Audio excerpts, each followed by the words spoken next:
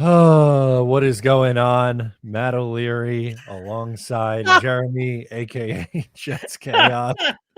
Jeremy, you like that intro? I've never seen. I mean, it's everything I feel, and I'm sure most Jet fans feel.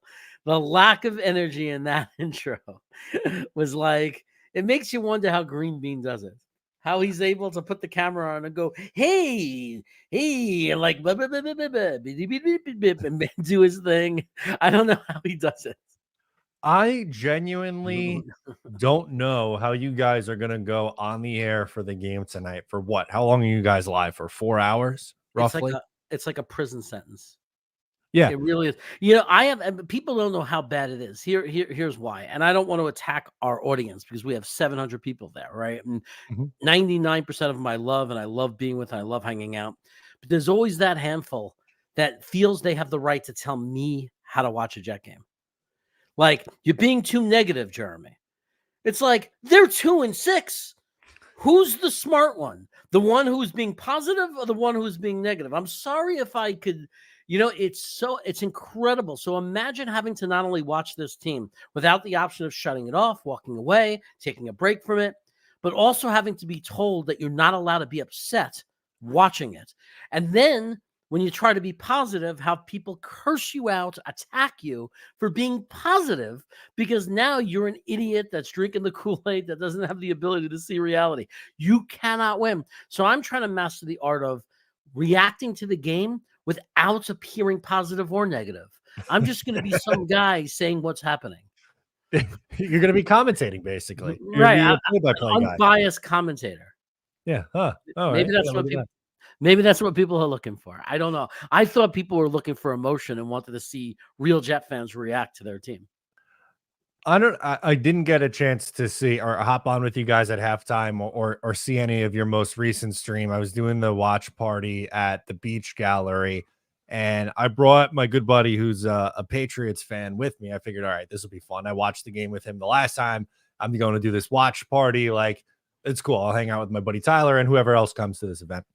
And he wasn't happy when they won. I wasn't really happy when the Jets were winning. We were both sitting there like, this might be a game between the two worst teams in the league. That was my reaction during the entirety of the game.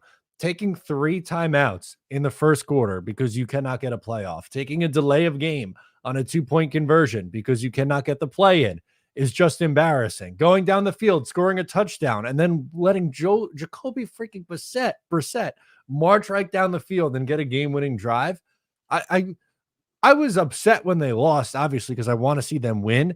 But most of the game, it was just sitting there shaking my head and going, these really might be the two worst teams in football that we are watching right now. Yeah, and for two very different reasons. We've been arguing and debating, it's the owner, it's the coaching, it's the players.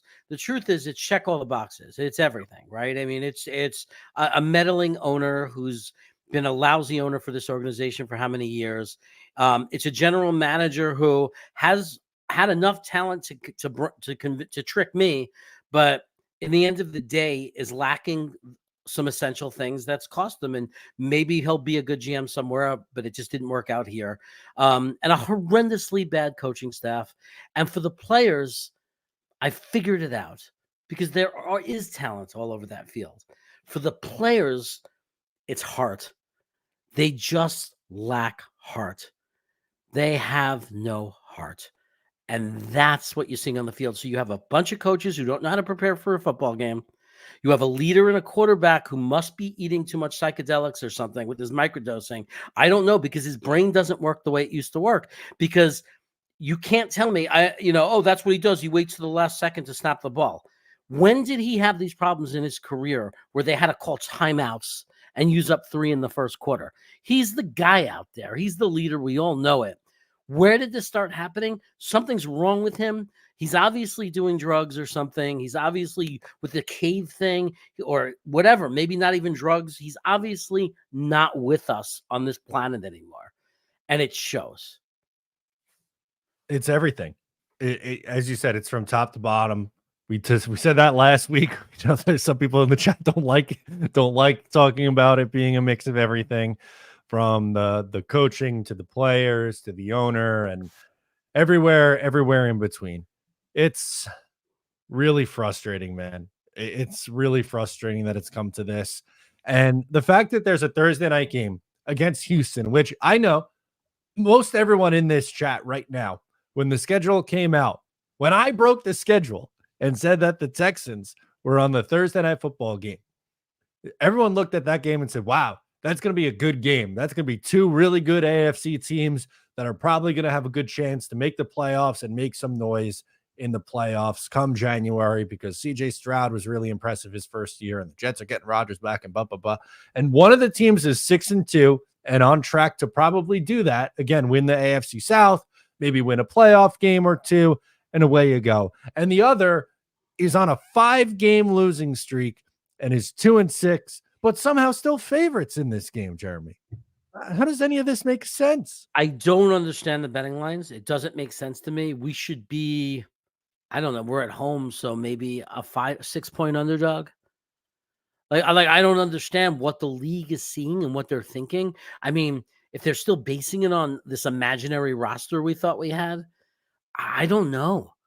But I don't know what they're seeing. I mean, week after week, we are terrible.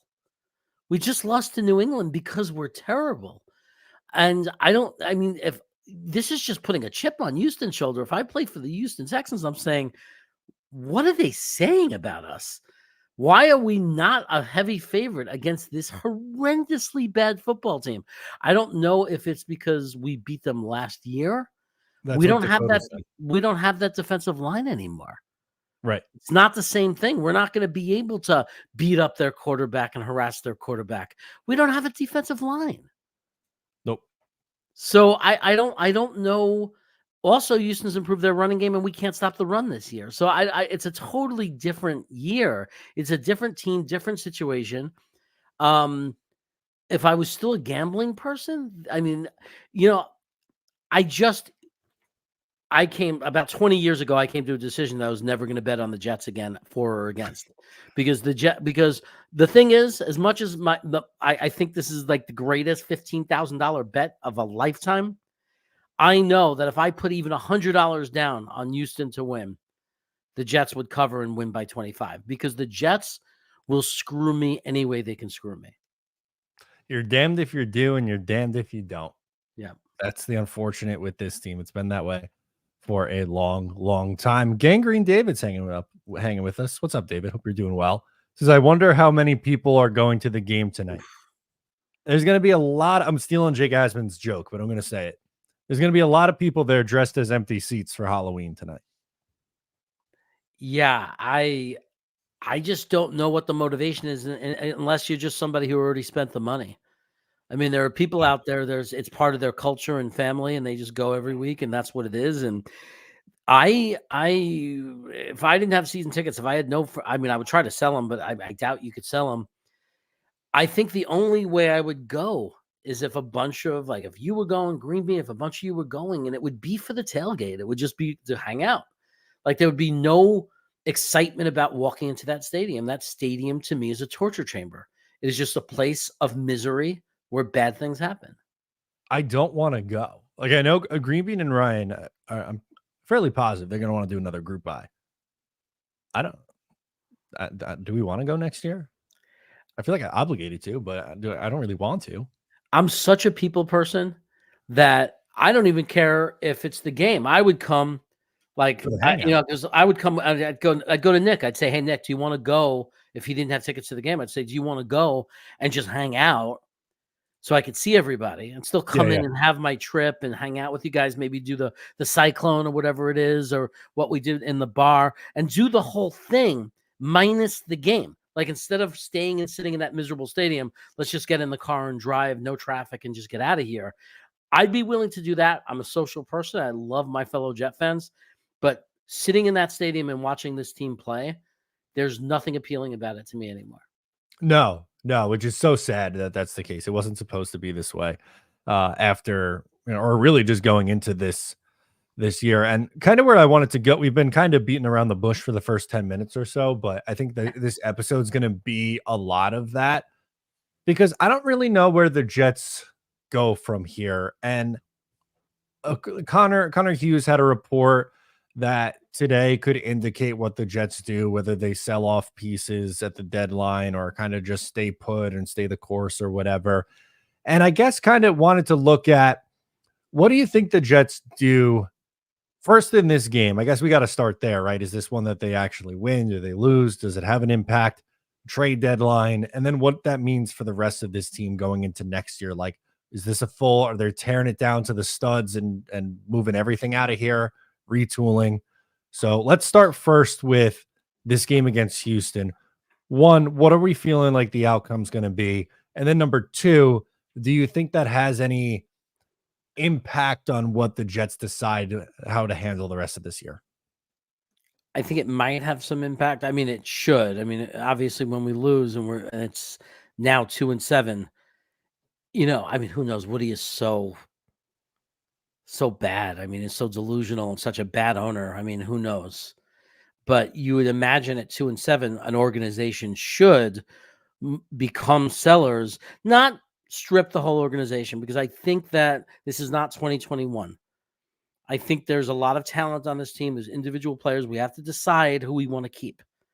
We have to work out who we want to be around in the future, because I don't think it's a complete 100% strip it down to nothing rebuild.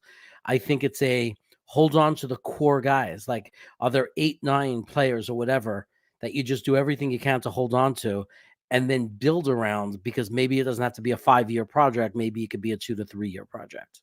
And that, of course, that's all going to depend on one thing, and that's quarterback. It is going to really come down to quarterback. For me, I know the Jets are 1-point favorites, and there's a lot of people talking online today saying like, "Oh, this would be so typical Jets that they lose so much, they find themselves out of it, that this will be the game they actually win." I personally don't see it that way. I think I understand that Houston is down their top 2 receivers, and yes, they're 6-2, and they haven't looked all like fully 100% yet, and they're maybe leaving a little bit on the table. Joe Mixon's been awesome. He's played in 5 games and has ran for over 100 yards in like every one of these games, just about. He's averaging nearly 5 yards a carry. I think Joe Mixon might go for like 120 and 2 touchdowns tonight. So I think there's like a 24-17 kind of loss. Like, the Jets hang around a little bit, but at the end of the day, I can't in good faith pick the Jets to outright win this game against a team that is significantly better. Yeah, they're significantly better. We don't have home field advantage. We suck in that stadium. And I think maybe that's what the odds makers don't understand. It is not home field advantage. My experience in that stadium, we do not have home field advantage. And maybe that's part of the problem with this team. Maybe even though that we so-called share the stadium, maybe in the minds of the players, maybe it still has that feel. Maybe in reality, it's still just Giant Stadium. And it shows. I mean, there's nothing that makes me feel home field advantage. We're not going to have a big crowd there. They're not going to be as spirited. They're not going to be loud. It's not going to be difficult for Houston at all. We're not going to do anything to make it hard on them. There'll probably be a lot of Texan fans in there anyway with the year they're having. I'm sure a bunch will travel. They come out of nowhere. New York is a transient state. Obviously, we have people from every state. So we're going to lose. I mean, if we win, it would be because of a shocking upset. But I mean, every bit of logic and understanding football and watching football, and all my instincts tell me, like, if you step out and you're not a Jet fan, especially, I mean, does anyone in the NFL, any average fan, think the Jets are beating the Houston Texans? It's laughable. It's laughable. Tom Rock says, I don't think so either, but with the line and 95% of the money on Houston, no way the Jets are losing this game. Which, again, I've seen crazier things. I really have. So I can't lie to you and come on and be like, if when I'm doing the post game tonight, be like, oh my God, I am absolutely floored the Jets won. I would just feel like, well, now this is too little too late. Like, now, like, why did we wait to now to beat the good team after, laying an absolute goose egg against one of the worst teams in the league against the Pats? Yeah, I used to write off comments like that about betting and stuff as nonsense and conspiracy and all that stuff. I don't anymore. I'm learning that football is like everything else in the world. Whenever something happens that you need to understand, follow the money. So if the Jets were to win, the explanation really would be follow the money. And that would be the explanation. Nothing after watching, especially Kansas City Chiefs, I think was the NFL saying, we're not even trying to hide it anymore. Yes, this is all fixed. Like, we will do everything in our power to favor teams. We will do everything in our power to manipulate what happens in this league.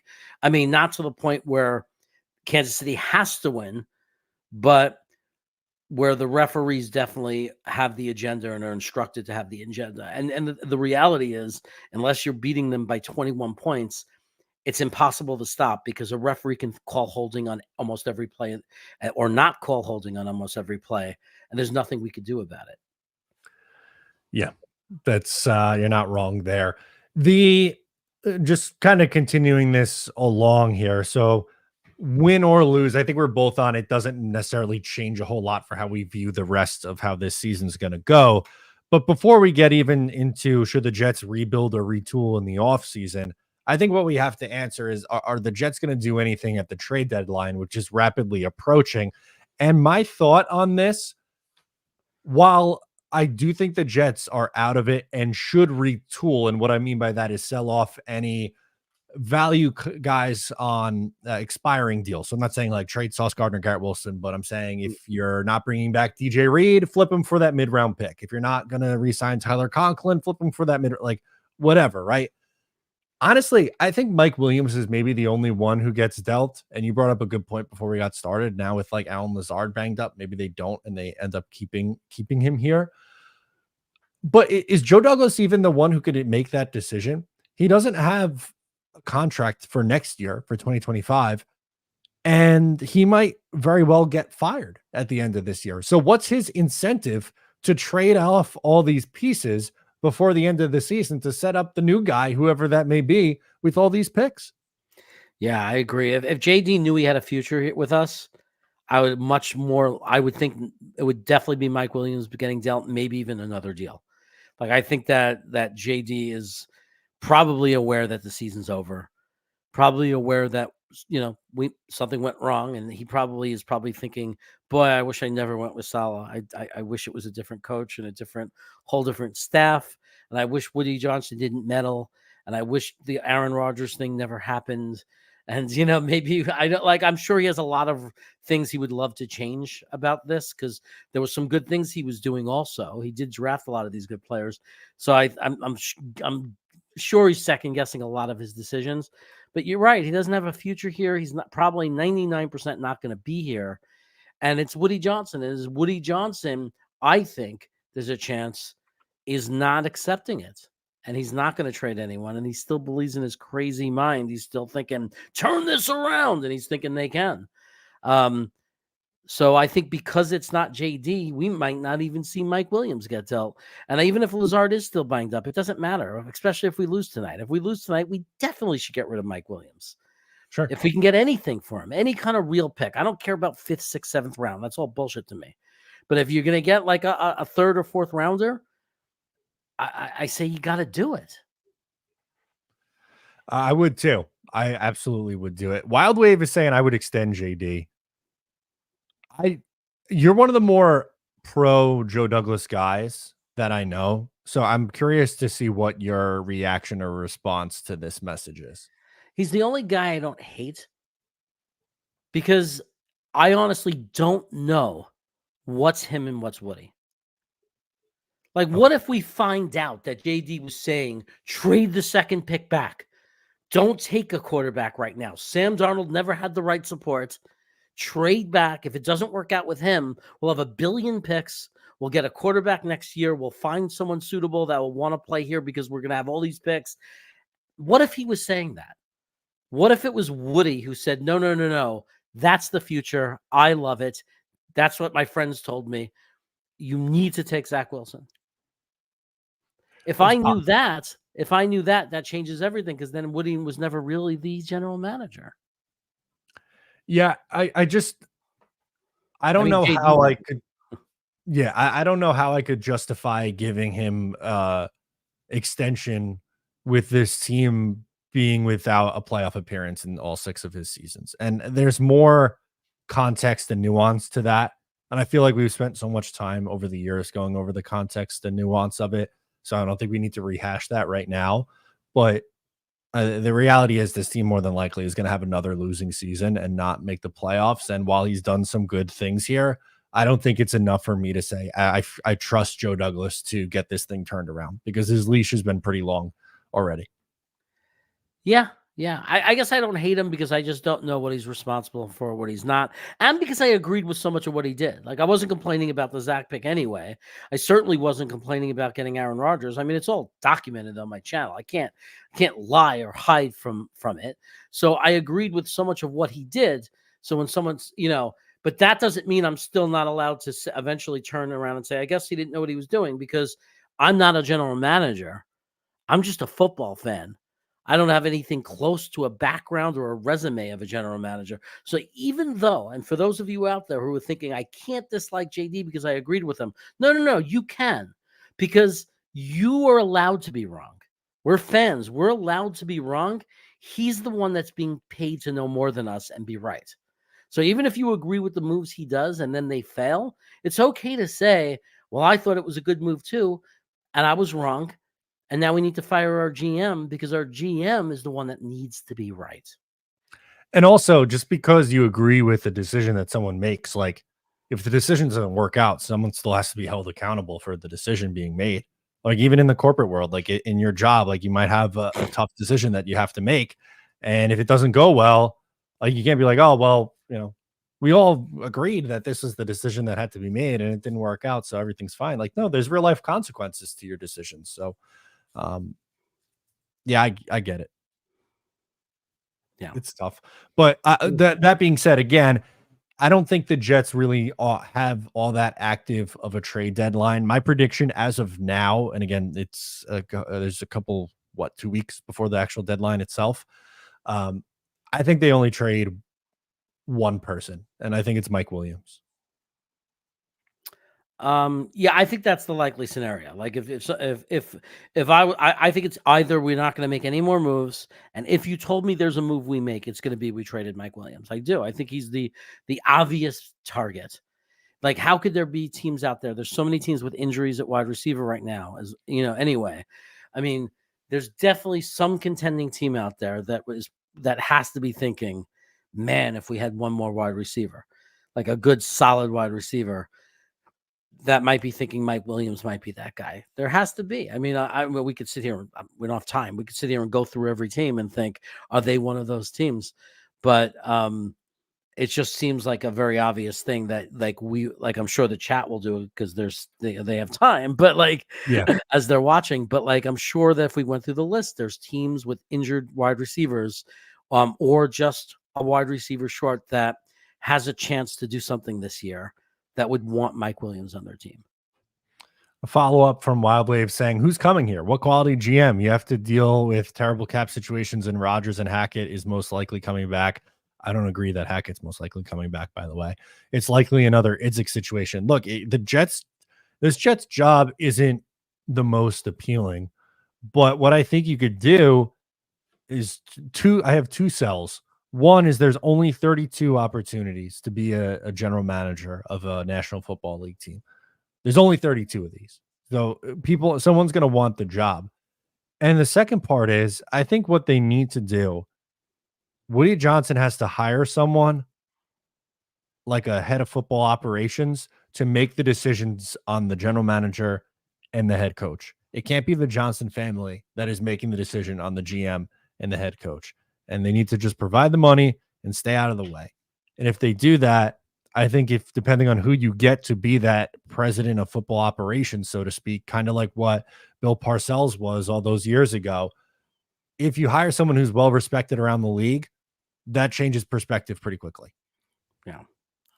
If this was a serious organization, we would, and this is because you're right, JD has nothing to lose. He's getting fired anyway. But if I'm a first year GM and this is the team, and I'm building for the future, and I know that I'm going to be around, and I got myself a 5-year contract, the first thing I'm doing is I'm benching Tyron Smith and I'm putting Fashanu in because I want to know what I have. I want to know how bad of a need is tackle going to be next year. I already know I'm going to need a right tackle. I need to know or have some sense Is there any potential there in Fasciano? So the first thing I'm doing is I'm sticking him at left tackle, because is it really going to get that much worse than Smith? I don't see how it's going to be much worse. And if we lose today, who gives a shit anyway? So I'm putting Fasciano in there. I'm extending my right guard on my left guard, Sampson or whatever. I mean, because you're not going to be able to pay everyone a lot of money. You're not going to be able to just buy all pros. You're not going to be able to use all your draft picks on every position. So you have to have some just average, solid players that do the job. Here's a guy we have a left guard that seems to stay healthy, plays at an okay level. He's doing okay. He's not a big name. Extend him now. Give him a contract now, because it's not going to be that big of a contract. Don't let him go to free agency and have some other team overpay for him, where we get outbid, or give him, tempt him now. Give him the temptation of, here, you can have it right now. Here's this guaranteed money. Extend him now. Get that part, offensive line. If you know you're going to retool at all or do anything, start securing the offensive line. We have Tippmann. We have AVT another year. Put in Fasciano. Lock this guy in. We need to have an offensive line that doesn't change every year. We can't every year have to have an offensive line that needs to learn how to play together. You need to have an offensive line that could maybe spend a few years together so we can build a cohesive unit. You know, I got to give a lot of credit to John Simpson this year at left guard. I think that was someone who, when he was signed, my expectations were fairly low. Although I thought, like, hey, they can't really get too much worse than Laken Tomlinson, so this guy should be an upgrade. But I actually think he's been pretty solid so far for the Jets through 8 games. So he's under contract again for next year, so you'd imagine he's a starter. And I don't know, do you bring back Morgan Moses and just run the whole line back but with only Olu, I guess, starting at left tackle, not Tyron? I mean, I guess the Morgan Moses thing just depends on how the draft falls, right? Yeah. I mean, if there's just something too good, like a defensive tackle, if there's that's just, such a stud that they believe in, you could run it back with him, but we're good. But it's kind of like, there's not, I mean, are we going to win next year? Are we going to retool and then just suddenly win next year? I don't know, but it's kind of like just pushing down the problem, right? Because how many years is he going to really go for you? But, as you're rebuilding, if you want to go a different direction, because we're going to have a lot of needs, if you want to go a different direction in the first and second rounds, and you can get another year out of Morgan Moses, then fine, go ahead and get another year out of him, and then we'll worry about it the next year. But at some point, we're going to have to utilize draft capital on another tackle. Yeah, probably. If not this year, then probably very soon. And just feels like you haven't hit on, not hitting on Mekhi Becton, and it doesn't look like Max Mitchell or Carter Warren are capable NFL starters. So I got to find someone who could come in there at right tackle. So I guess that really brings us now to the question of, what's the move in the offseason? Is Rodgers and Devontae coming back in 2025? That's the feel that I get right now, is I think both end up coming back. If they come back, then we have to build around that and work with that. Look, unless Adams stinks and does nothing the rest of the year, it's not like it's a big, everybody's saying, how we can get out of it. Why get out of it? It's $11 million. Mm-hmm. I mean, he might not be the Devontae Adams we wanted or hoped for, but that doesn't make him not an $11 million receiver. I mean, it's not like he did nothing. Didn't he get 60 yards last week? I mean, if he's getting 60 to 80 yards every week, I mean, that's still pace for a 1,000-yard receiver.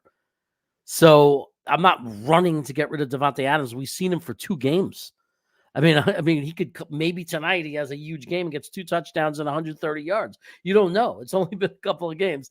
So right now, the Devontae Adams is the least of our problems. It's a great situation. He's $11 million. He could be either proved to be a receiver that fills a void for us, like a WR2 receiver, or you do post June 1st cut, and he's $2.5 million a year dead cap for a few years. So, I mean, Devontae Adams is not an issue for us. That was the best part of that trade. I mean, it's financially, it's a painless, it's painless. If Rodgers wants to come back, he's still better than even if we draft a quarterback. I don't want to throw a rookie quarterback out there anyway, especially not with this staff. So I have no problem. Rodgers even being the 22nd, 23rd best quarterback in the league is still better than we've had in years. And if we've accepted the fact that we're retooling and probably not going to win, who cares? You know, like, I mean, why not? If he wants to stay, let him stay. If he stays, I think you strongly have, and we're gonna have months to talk about this. I think you really strongly have to consider drafting a quarterback in the first round of this year's draft and having them sit behind Aaron Rodgers. Um, I know you have Jordan Travis, but that's, a day 3 dart throw. And if he turns into anything, great, but I don't think you could plan on like him being your answer. And I'd rather take, that risk on, whichever quarterback you like the best in the first round, and go from there and really, not put your young quarterback in a spot where they have to come in and be the savior right away, and they could sit and learn, and you build an infrastructure where you have, pieces of a steady offensive line in place. You have Garrett Wilson still. You're not trading him off for futures. And the guy could come in and have a legit chance to have success. Yeah, I mean, it's great to have the option, right? You can always bench Rodgers if he's even worse next year, and then bring the rookie in the middle of the year if that's what you do and that's what you draft. I know a lot of people love Jordan Travis. Like we have to put it in perspective. This is He wild. was Jordan Travis. Tom Ruck said Jordan Travis was a top 10 pick if he doesn't get injured. No, he wasn't. No. No, he Maybe wasn't. like a 3rd round pick instead of a 5th round pick, but he is not getting a 1st round pick. If he did something special towards the end of the year, like if he would have had an opportunity, at most he could have gotten himself into the 2nd round because people do overreach for quarterbacks. It doesn't mean he's not going to be great, Tom. It doesn't mean he can't be a great quarterback, but we can't put our faith in that. We can't just avoid, we don't need to pick a quarterback. We got Jordan Travis. That's ridiculous. He's a dart that we're throwing at a dartboard. He's my favorite dart. Like he was my absolute favorite dart of all the darts, of all the few quarterbacks that we could have taken a gamble on a late round pick, 4th round or later on. He was my favorite. And it wouldn't be the most shocking thing in the world if he turns out to be an average to above average quarterback. It wouldn't be shocking at all if he's a good quarterback. And if he's and I can honestly see easily that at worst he's like a really solid backup quarterback, right? And that he's a very decent backup quarterback. Like I could totally see that. But you can't put stock in that. You can't build around that and gamble everything on that. You can't do that on a quarterback you got in that round. You just can't do that. But yeah, man, like let him compete. If you draft a rookie quarterback, definitely let them compete. I don't care if the rookie quarterback comes in the 1st round. He doesn't automatically get first dibs. Jordan Travis was a dart that we threw because he could have been a 2nd round pick. It's possible. So, yeah, we're going to look at him. And if he's clearly better than the 1st round pick, I mean, hopefully we'll have the kind of GM and the kind of coaching staff that will make the responsible decision and play the best player. Tony says Cam Ward is Zach 2. I fully admit that I have to watch more of Cam Ward, but from what I have seen from him, I don't see the comparison. I think that's a little harsh, Tony. I think he might mean it in one particular way. Okay. There's no way he means it in their similar players because Cam Ward is like a Justin Fields type running back. I mean, like as a runner, like that goes without saying. He's a different stratosphere than Zach Wilson. If you're watching these games, he is explosive and dynamic as much as any quarterback we've seen and talked about in the past. If he's talking about there's not a lot of evidence that he can throw every kind of pass in the route tree. I haven't looked at the film yet, but I know that that's what Tony looks at. And if that's what Tony is saying, it doesn't mean he definitely will be a failure and he can't make the throws. What it means is there's not a lot of tape proving that he can make all the throws. And that's a scary thing. It's scary to go and invest a top 10 pick on a guy who you can't find film that proves he can make every type of throw. And that was the mistake we made with Zach Wilson. We looked at all his great throws and we never considered, well, he doesn't make all that college film, there was like half the route tree missing that he never made those plays, and it was like, oh, now, so I learned something from that, but I would have to look at film and everything like that, but there's no way I'm comparing the two as far as saying they're similar players. They have very different playing styles. Jeremy, we have some breaking Jets news while we are on the air. Holy cow. The New York Jets are placing wide receiver Allen Lazard on injured reserve because of a chest injury, sources say. Aaron Rodgers' good friend and trusted target is out at least 4 games. So Mike Williams stays. Mike Williams is staying. That's Right. why I was apprehensive about trading Mike Williams. I know we were talking about I think they're going to do it, but that wasn't necessarily me saying I think they should do it. They were something I was saying is they were 1 injury away from having Xavier Gibson start in 3 wide, which is not something that I want to do. I know people are going to bring up Corley, but for whatever reason, like I'm not even mentioning that his name because I don't know if he exists. The Jets refuse to play him. He played 6 reps and he only went out and ran 1 route, and he scored like one of the highest PFF grades on the team as a blocker because of his blocking. So the question is, even if you weren't going to use him as a wide receiver and you would just bring him in for packages to block, why wasn't he in all year instead of Xavier Gibson just for that purpose? Because Xavier Gibson has been not a good punt returner, and he's done nothing for us on the offense. So even as just a wide receiver you bring in to block, he's still more valuable than Xavier Gibson. Yeah. Our guy, Tony 𝐒𝐿𝐫𝐞𝐞𝐽, is hanging out in here and says, trade Williams and unleash the Yak King. What have they done to not prove to you, but give you any indication that they are ready to play Malachi Corley? I mean, the only thing we know about Malachi Corley is in 6 reps he did a great job blocking. So so we know that he came in aggressive. He's willing to do the dirty work. He was willing to do, even though people thought, oh, he was angry that he wasn't being activated. He came in and did the best that he could possibly do. I think he had like a 90 or something blocking rating. I mean, he really came in, and it's only 6 reps. But the point is he did his job and he did it passionately and he did it really well. So there's nothing that shows. I mean, you can't use. I mean, he played for a small college. I mean, he had a great game against Ohio State, which gives us some hope that he could do it against elite competition. But it's a college football player. He's a rookie. We see rookies who have done amazing things in college come in and absolutely stink up the NFL. So we don't know. We have no idea. We know that Rodgers said something nice about him. How much are you trusting Aaron Rodgers now? Aaron Rodgers said a lot of things. Is Aaron Rodgers like the guy? He's not the Aaron Rodgers of the past. We'd say, oh, Aaron Rodgers gave him the thumbs up. Who cares? Right now, Aaron Rodgers is not a winning quarterback. He's the 23rd ranked quarterback in the NFL. He's just some freaking guy. He's a jag. Better than what we've had because our bar is so low. Yeah, he's been okay. I wouldn't say he's been bad. I wouldn't say he's been great. I think he's been mostly okay. Right. And it's like, and that for us is really good because the bar is so low for us, but he, at the end of the day, he's just okay. He's on pace for like 4,000 yards and 26 touchdowns. Yeah. Which in this league, 17 games is now okay in a passing league. Just because we haven't hit 4,000 yards since Joe Namath, that's because we're a pathetic organization. Oh, goodness gracious. Anyway. All right. So are we where do we stand on rebuild, retool, or invest? What should the Jets offseason plan be here?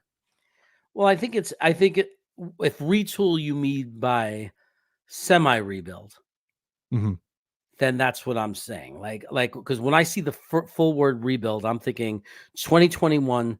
JD stripped the roster. All we had was Marcus May, Mekhi Becton, and Denzel Mims, right? And maybe some Bryce, a cornerback. Bryce Hall. So yeah. So we that's what we had pretty much. We pretty much stripped it down to nothing and rebuilt it from scratch. I don't think we're going to see that because I think that what's different about this situation is, even though we're just as bad and shitty as a team, we really do this time have young talent still. So I think that this time we just have to say, we have to fix all the little fixable things around some kind of core that we have to identify. And I think the core is like Joe Tippmann, Fasciano, JJ, if he comes back, hopefully, and he's good. McDonald. I mean, there are some guys, and then we got to keep some guys, even though we're going to have to pay him, like Garrett Wilson and Michael Carter. We just have to determine. Maybe Tony Adams, one of our safeties. Like we have to. Quinnen Williams is here. Like we have to determine who are our core guys that we're going to keep, and as part of this team is the foundation, and then who we cleaning out and replacing and looking to kind of retool, like you're saying with.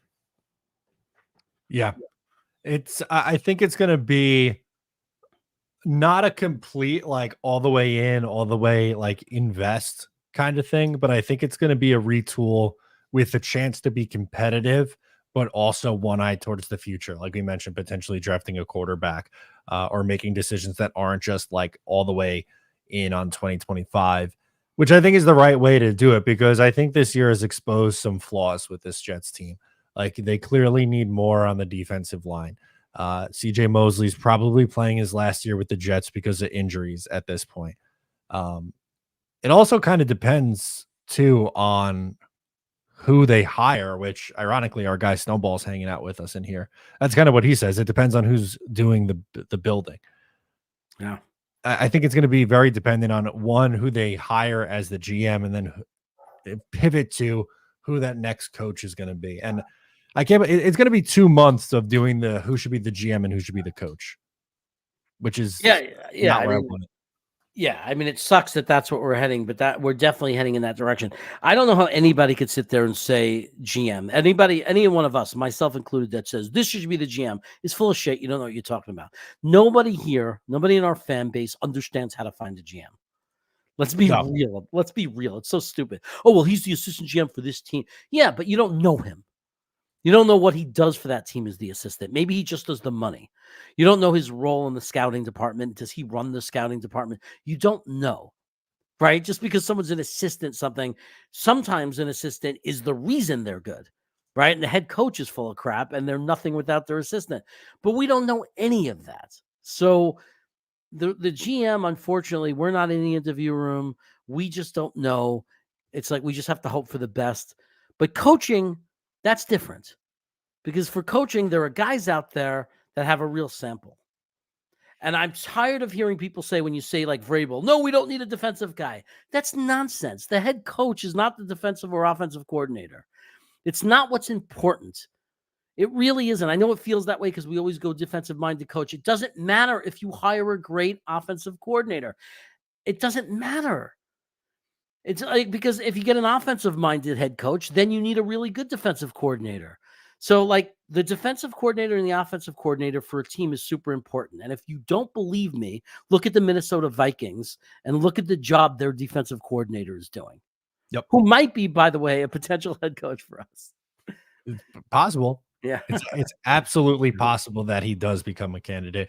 I want to know, where do you stand on the bring back Rex to run the Jets that's been circling around this week ever since his comments saying he wants to get an interview? Well, I look at the whole picture. I remember what Rex was. Here's the thing about Rex, where I think he's a good coach. Okay, I'm going to say this because I think it's exactly what he did. So I'm going to say it from experience. Rex is good at coming in and coaching a good, talented football team that's handed to him. Here's a bunch of talent. He's a good coach. But as soon as he gets his voice in that drafting room and in that GM world, as soon as it becomes him being part of building a team, he's horrendously bad. Because if you look, he did a great job taking somebody else's team and going to 2 AFC championship games. And then the team started to become his team, guys that he was help drafting, guys that he was choosing to re-sign, guys that he wanted to bring in, and all we did was go downhill. So if we still had the roster, like this year, he would have been great. He obviously would have been better than what we have, because he wouldn't have given a shit about the Aaron Rodgers thing. He would have fired Hackett. And if Rodgers didn't like it, get the fuck out of here. Like, because that's Rex Ryan. That's who he is. He's not going to back down to anybody. So he would have been great this year. Is he great for the long-term future and building a team? Only if he specifically says, I will keep my nose out of it. I will only coach and we get a good GM that gives him the talent, then I think Rex Ryan could be a very good coach. Yeah, I think we're just going too much to like, this is the last time we were truly happy as a fan base, so we want to rekindle that, which I get. Like, and I don't want to be the Matt hates Rex Ryan. I don't. I love Rex for 2009 and 2010. I just don't want to go backwards, man. He hasn't coached in almost 10 years. He hasn't been a good coach in almost 15 years. It's it's tough. It's really tough for me to want to do that. But I will say, wouldn't surprise me if Woody Johnson hired him. Would not surprise me. It's too bad that Rex doesn't love coaching enough and miss it enough to put the ego aside and say, hey, I mean, you have to find the coach first. The head coach has to be found first.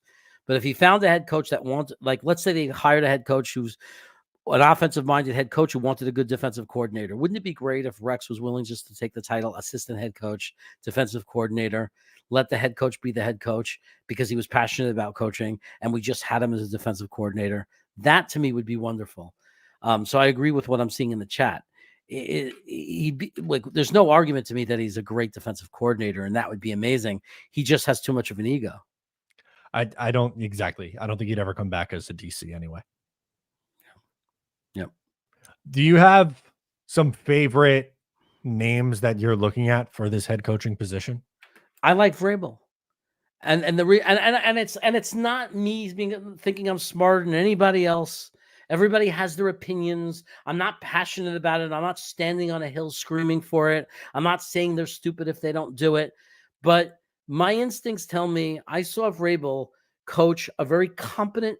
I think the Tennessee Titans, when he was there, was an extremely well-coached team.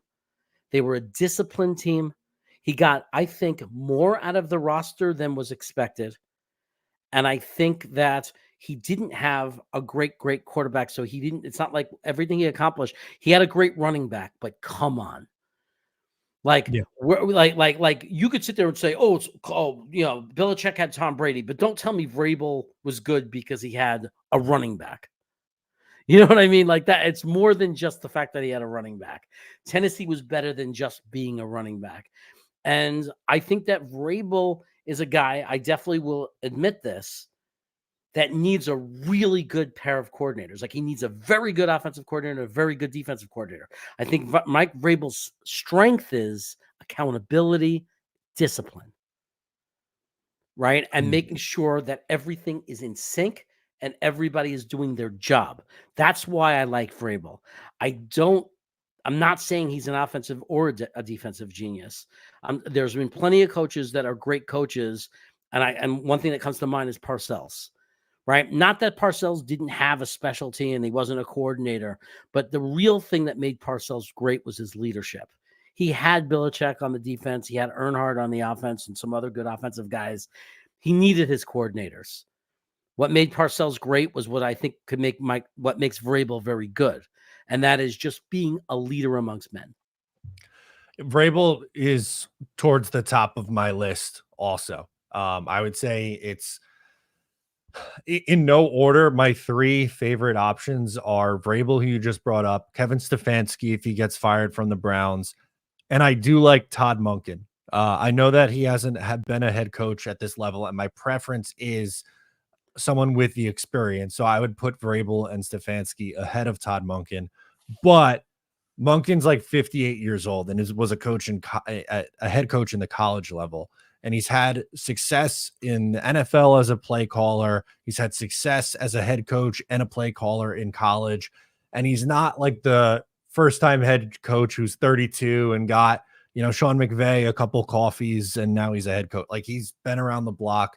And he's a no nonsense kind of guy. Anytime you ever listen to him speak, he seems like he has that I don't give a F attitude, which I like. There's also a guy that Tego hates, that he was the offensive coordinator for Kansas City, and then he moved over to Washington, and everyone said, now you're going to see that he's not a good offensive coordinator, and he's doing a hell of a job with Jaden Daniels. So why am his name escaping me? You know who I'm talking about. Are you thinking of Eric Bieniemy? Yeah. But he's not in Washington anymore. Oh, it's Cliff Kingsbury. Who's I take it back. Then maybe well then 𝐒𝐿 will be happy because Yeah. No, he's at UCLA, I believe. oh, Now. so I'm not ready to give him I wouldn't want that. Kingsbury. I wouldn't give him another chance yet. No, That was I don't think that was Kingsbury a would be a good disaster. fit It there. was a disaster in Arizona. Yeah, I'm not in on. I'm not. No, in no, on. no, no, no, no. The enemy, obviously, I'm wrong then. I guess they gave up on him because maybe he really was bad. Yeah, they have the new coaches. So Dan Quinn came in and brought Cliff Kingsbury with him. But Got it. yeah, I mean Ben Johnson and Bobby Slowick and I think there's another young offensive coordinator who I'm not thinking of also. That is going to be, I understand why that's appealing to some. Oh, Joe Brady was the other one up in Buffalo.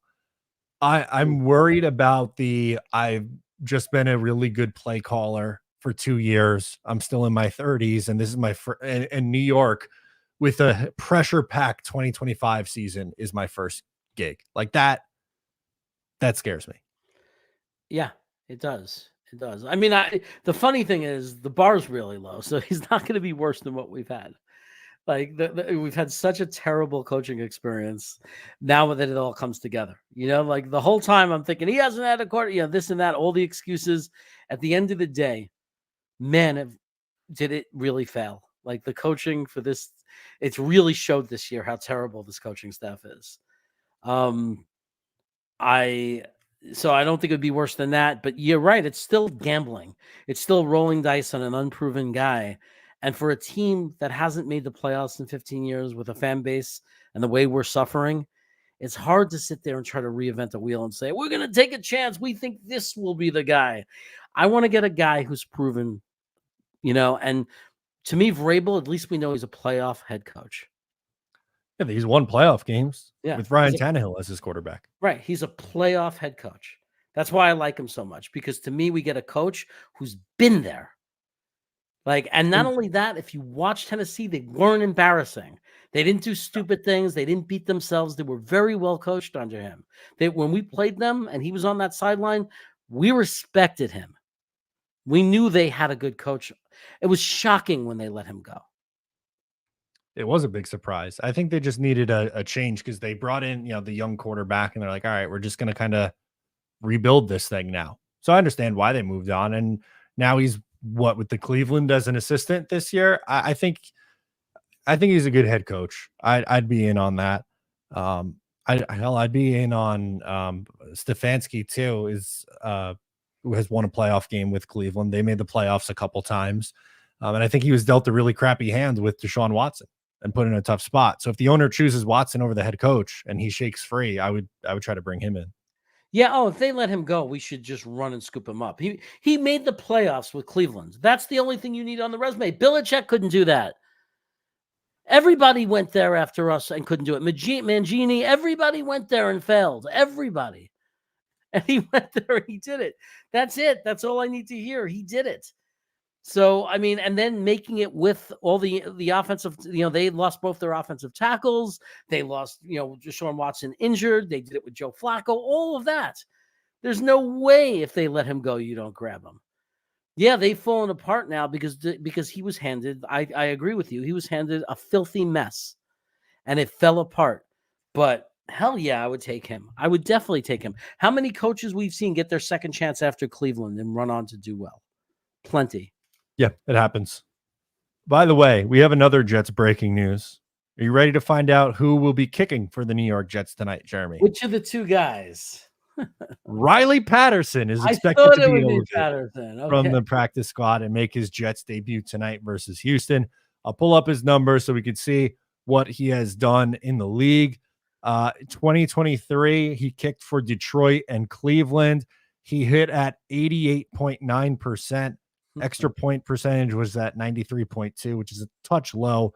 2022 was probably his best year. Only 7 games for Detroit in 2021, but in 2022, 85.7%, which is just a tick below average, at a 97.3. So I don't think he's phenomenal, but hard to be worse than Greg Zuerlein, who was hitting at literally 60% and was worse in the NFL, 33rd out of 33 kickers. Yeah, again, I mean, what do you think you're going to get off the garbage heap? We're talking about it's week 8, week 9. I mean, obviously, you're not going to get an exciting kicker that you're going to be in love with and happy with.